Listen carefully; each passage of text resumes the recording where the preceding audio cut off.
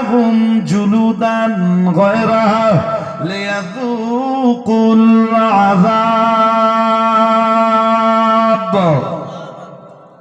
সবাই মিলে তাহলে হুজুর কালকে খেলাম, তোর সাথে আর কেউ ছিল না? তাহলে হ্যাঁ ওই দিছিল।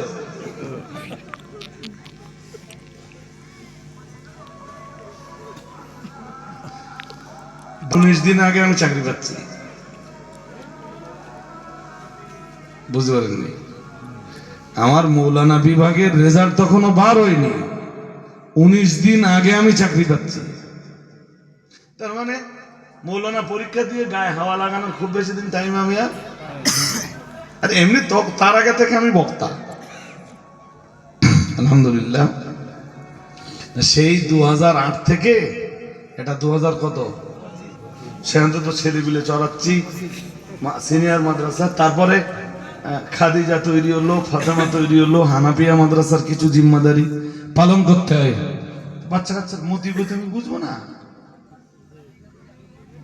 চলুন আয়াতটা আর একবার, তার আগে যে আয়াতটা পড়ছিলাম, কুল্লামা নাদাজাত জুলুদুহুম বাদদাল্লাহুম জুলুদান গায়রাহা লিয়াযুকুল আযাব।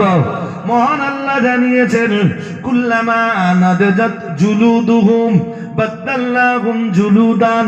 মহান আল্লাহ জানিয়েছেন, জাহান্নামীরা জাহান্নামের ভিতরে যাবার পরে যখনই ওদের গায়ের চামড়া ঝলসে যাবে, যখনই ওদের গায়ের চামড়া পুড়ে যাবে, যখনই ওদের গায়ের চামড়া নষ্ট হয়ে যাবে, মহান আল্লাহ জানিয়েছেন, বাদদাল্লাহুম জুলুদান গায়রাহা। মহান আল্লাহ জানিয়েছেন, সঙ্গে সঙ্গে আমি আল্লাহ ওদের গায়ে নতুন চামড়া লাগিয়ে দিব। বলুন নাউজুবিল্লাহ, আরো জোর আওয়াজে বলেন নাউজুবিল্লাহ। এই সূরাটা আল্লাহ তাআলা বলতেছেন, সাউসলিহি সাকার ওমা আদরাকা মা সাকার লা তুবকি ওয়া লা তাদার লাওয়াহাতুল লিল বাশার। এই যে কিরকম চোখ নষ্ট হয়েছে সে আর দেখতে পাবে, যার জীব নষ্ট হয়েছে সে কি খাচ্ছে আর স্বাদ পাবে? গালে ঢোকাবে আর ভেতরে চলে যাবে, আলারে চলে যাবে। কি না ভুল বলছি?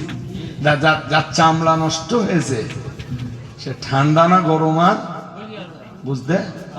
তাই আল্লাহ বলতেছেন, বাদদাল্লাহুম জুলুদান গায়রাহা, যেই না জাহান্নামীদের চামড়া ঝলসে যাবে, নষ্ট হয়ে যাবে, পুড়ে যাবে, মহান আল্লাহ জানিয়েছেন, সঙ্গে সঙ্গে আমি নতুন চামড়া লাগিয়ে দেব।